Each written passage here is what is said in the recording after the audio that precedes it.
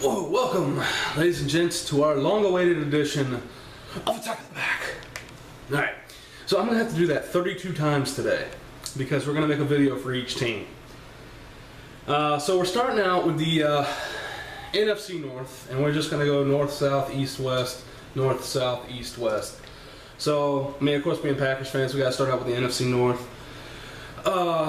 If you haven't already, why don't you go ahead and subscribe to our channel. I think I pointed in the right direction, maybe. Like I said before, if you have a Gmail account, you have a YouTube account. Alright, so today we're going to start off with Green Bay, and really we're only going to talk mostly about probably the first 3 to 4 rounds for each team, unless somebody notable slipped, like Ifru Ekpe-Olumu or Ifo Ekpe-Olumu, however you say his name, for Cleveland, which is obviously something we'll talk about with Cleveland. Alright, so the first one we're going to do is the Packers. Alright, well, let's get into this. Alright, with the first pick, we chose a free safety a year after selecting a free safety. Okay. The second round, our pick was another free safety. Third round, a wide receiver.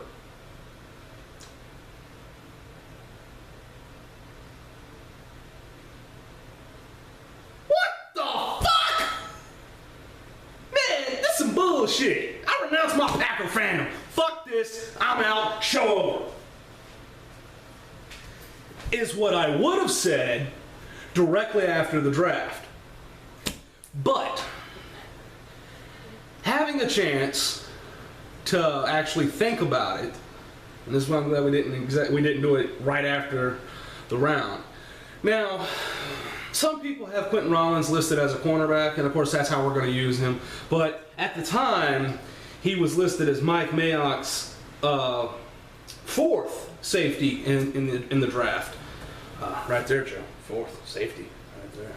It's fourth. Yeah. So, and Damarious Randall is his first. Now, we're going to use both of them as corners. And this is very interesting. I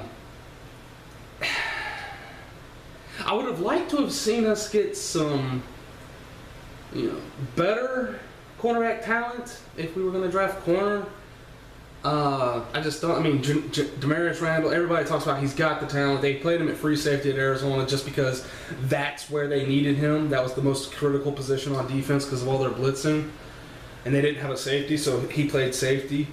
And they say he's got great man-to-man cover skills, but of course the scouting report on Damarious Randall is all over the place. You have some people saying, "Oh, he'll come in and he'll try to lay that big hit." Then you have some people say, "Oh no, he's not a big hitter at all." And you have some people saying, "Oh, he's a terrible, terrible tackler." And you have some people saying, "Oh no, he's a great tackler when he's like this far from you, but if he's like 2 feet off of you and he like slows down and lets the guy come to him, that's when he misses tackles." So I have no idea really what to think about this guy because I didn't see him that much, but he's really quick. He had great shuttle times and cone times, and he ran a pretty good 40, 4.4 range, low 4.4, and you see that on tape. So he's fast, and that's very important. If you're not going to go for size at cornerback, you have to have speed, and neither one of those guys is over 6 foot tall. They're both 5'10", 5'11". So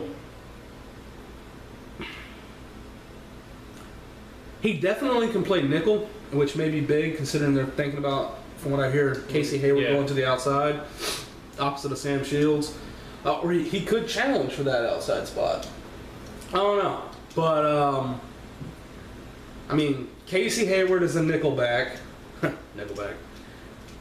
Damarious Randall is a nickelback. And a lot of people are saying if Quentin Rollins plays cornerback in the NFL, it would be like nickel. Although I disagree with that, and I'll get to that in a second. So it sounds like we have 4 nickelbacks, because Micah Hyde, and only 1 actual corner. So, I don't know, that kind of scares me a little bit. But, I mean, if they can translate the talent to, if one of those guys works out outside, or if Hayward works well outside, Hayward just doesn't have the speed, I don't think, for outside play. And then we get Ty Montgomery, who's listed as a wide receiver. This is something that is very weird about our draft. The first, 3 out of the 4 picks we made most likely will not play at those positions. Damarious Randall's not going to play free safety unless it's a really bad pinch time.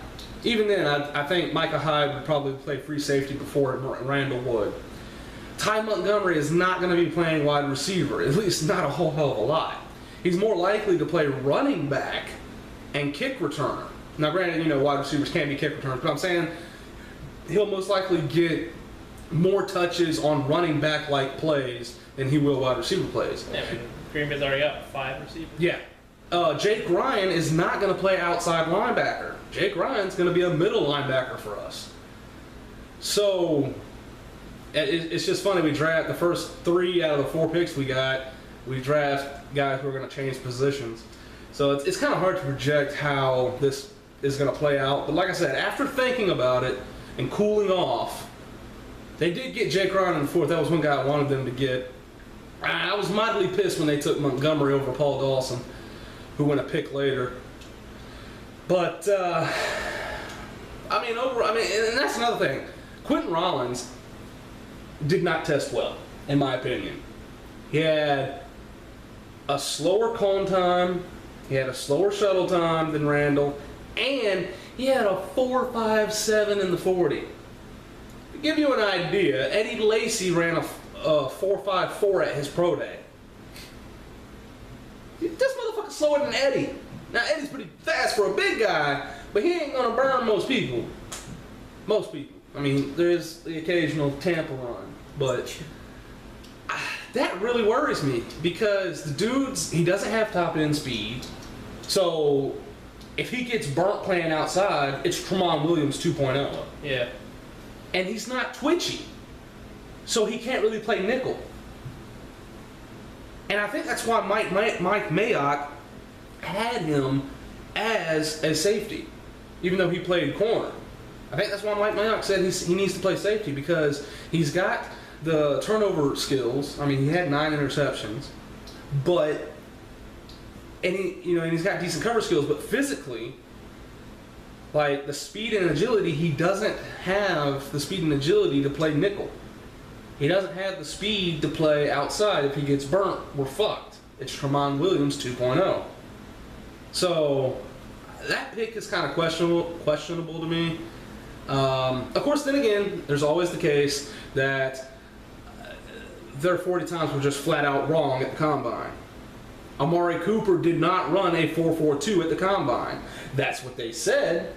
But when run side by side next to Kevin White, he beats Kevin White, who ran a 4.35.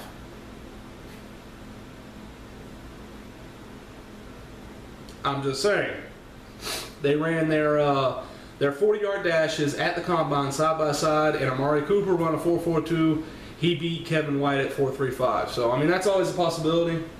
But unlike Damarious Randall, where from what highlights I've seen, his speed shows up on tape, Quentin Rollins doesn't appear to have the same speed set as Damarious Randall, and that reflects in their 40 times. So that's what makes me think that 4.57 is probably accurate, and I don't want Eddie Lacy out there covering Calvin Johnson. Which is about what you would have, actually, because he's not obviously as heavy as Eddie, but Eddie's about 5'11", isn't he? Something like that. Yeah, so... It would be bump coverage. Yeah, yeah. Problem is, I think Calvin weighs more than him, so he'd just bump his ass off and go. But and then of course we took Brett Hundley in the 5th, and that was extremely confusing for me at the time. But I mean, I'm a believer in Scott. I think he's probably a lot better than the last time he was forced into the rotation. But it doesn't help. It doesn't hurt to have a better than average backup. I mean, Matt Flynn didn't do much for us last time he came in. So if we could have someone that can actually produce in our offense and make it more than just, oh hell, I hope we get by. Maybe actually win a couple games if Aaron goes down. that'd be great. Not to mention, dude's only 20. His rookie contract expires. He's 24. That's when most kids get drafted. Yeah. So he could sign another contract with us and actually be Aaron's replacement and have 7 years like experience in the league by the time he takes over. Or God forbid, if something were to happen to Aaron, like a Nick Collins or Jermichael Finley type play, then, you know, maybe we'd have something. And worst case scenario, I mean, he develops in Ted Thompson's, or not Ted Thompson, but Mike McCarthy's quarterback school, and he becomes another Mark Brunell, another Matt Hasselbeck, someone that we trade off and get some picks for, Yeah. and maybe get higher than a 5th round pick back for him. Which, hell, it's not a bad investment. You know, you spend a 5th round pick this year, and 4 years later you get a 3rd round pick maybe. And then of course they got a fullback, another defensive end, and a tight end in the 6th. I like the tight end because he's got some speed, which we could use at the tight end position. Rogers is great and all, but like he's 6'2", which is kind of short for a tight end. 6'2", barely 6'3", maybe, and he's got like no speed. He's a good blocker though. In conclusion, for me, Green Bay's drafts are never flashy. They always leave you scratching your head just about every time. So for me, probably a B grade. I'd agree with most experts and give them a B grade. What about you, Joe? Anything, any like picks you really liked or scratched your head on, or? I'm not gonna lie, I scratched my head through the whole draft with Green Bay at first. Very surprising picking up Hundley, but like you said, might have 7 years to develop into Rodgers' replacement, or be a viable trade down the road. I don't know, I like the pickup of Jake Ryan. Probably your top defender at Michigan last year. Yeah. Frank Clark got kicked off the team. Fullback pickup. Kuhn's replacement. Kuhn's replacement. See how good, maybe he's a good blocking fullback. That's More about all. protection. That's about all he's good for. He was a very dominant run blocking fullback, but he didn't do much else. I think he had like If he 12. can- I think he had You can 12 open up carries. some more holes for Lacey or give more protection for Rodgers. Yeah, because I'll be honest, Kuhn isn't the greatest blocking fullback. No, he's just there for 3rd and 4th down dives. Yeah. For everybody to go. Yeah. I mean, he blocks occasionally, but I mean, he's like average at best. He's not I a would- road grader. I would like to see Ty Montgomery. They say he's dynamic in the return game. I would like to see him become like top main guy for returns and get Cobb out of there. Yeah. Last thing we need is Cobb getting Injured on kickoff injured on return. kickoff return. Now, see, that's another thing about my 40 time point earlier. Ty Montgomery ran like a 4.55 40 at the combine, but on tape, he blazes past people. So that's one I think the combine got wrong. I don't think his time is actually 4.55. It's probably closer to Randall's, like 4.42 or something like that. Yeah. I don't think he's a 4.5 guy. He blazes past people. All right. So that was our analysis of Green Bay's draft. Come on back and for some more draft analysis on Attack of the Pack.